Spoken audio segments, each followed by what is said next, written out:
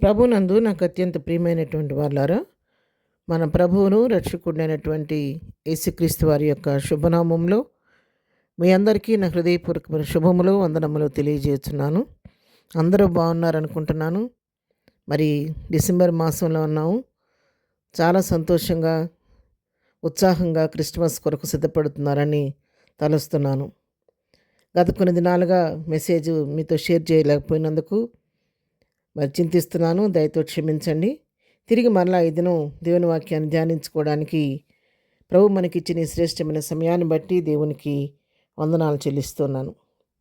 ప్రియారా, ఈ దినం ఈరోజు వాక్య ధ్యానము కొరకు మనం తీసుకున్నటువంటి లేఖన భాగము ఇర్మియా గ్రంథము 31వ అధ్యాయము 13వ వచనం చదువుకుందాం.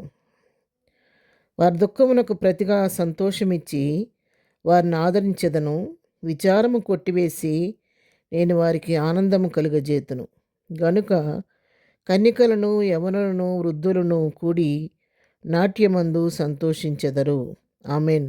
దేవుని నామమునకు మహిమ కలుగును గాక.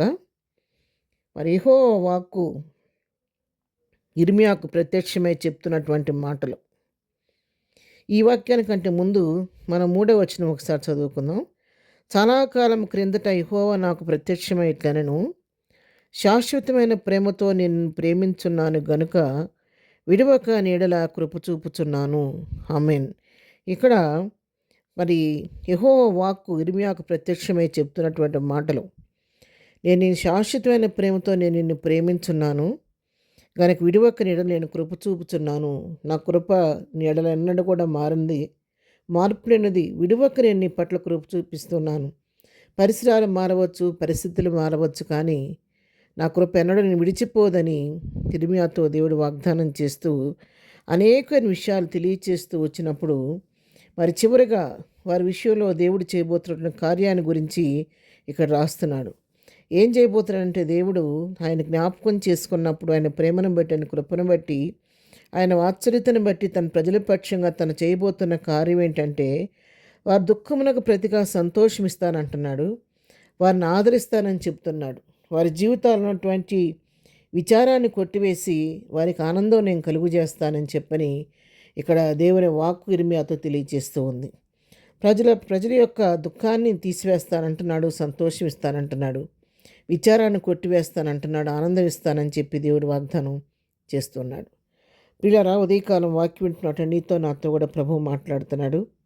మన జీవితాల్లో లోకంలో జీవిస్తున్నాం, రక్తమాంసాల్లో ఉన్నాము, రకరకాల మనస్తత్వాలు కలిగిన ప్రజలు నివసిస్తున్నాం. కాబట్టి మనకు కూడా కొన్నిసార్లు కొన్ని దుఃఖకరమైన పరిస్థితులు అవుతూ ఉంటాయి.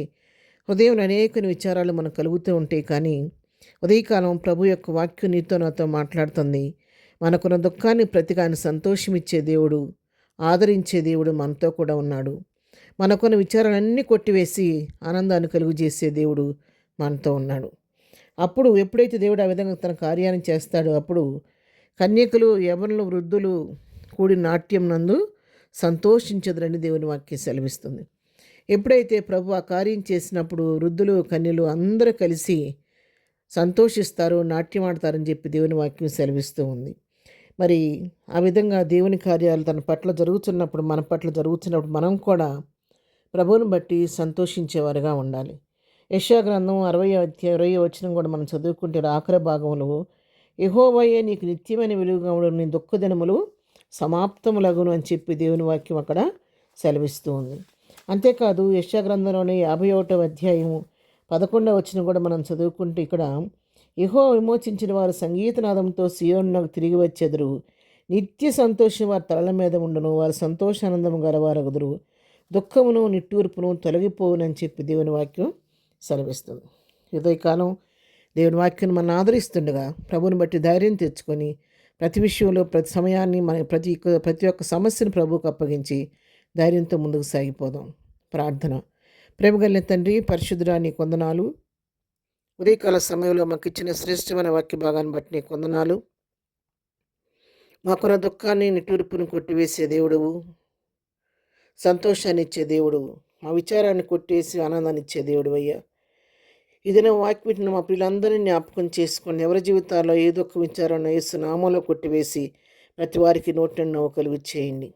ఈ దినం మేము చేయ ప్రయత్నాల్లో తోడుగుండండి. వెళుచున్న మార్గాల్లో నీ కాపుదల దయచేయండి. ఈ దినం బర్త్డే మ్యారేజ్ చేసుకున్న బిడ్డలను దీవించండి, ఆశీర్వదించండి. ప్రతి వారి పట్ల నీ కృప విస్తరింపచేయమని యేసునామములో ప్రార్థించడి పొందుకొని ఉన్నాము తండ్రి. ఆమెన్. ప్రభు కృప సదాకాలం మనందరికీ తోడయుండి నడిపించునుగాక. ఆమెన్.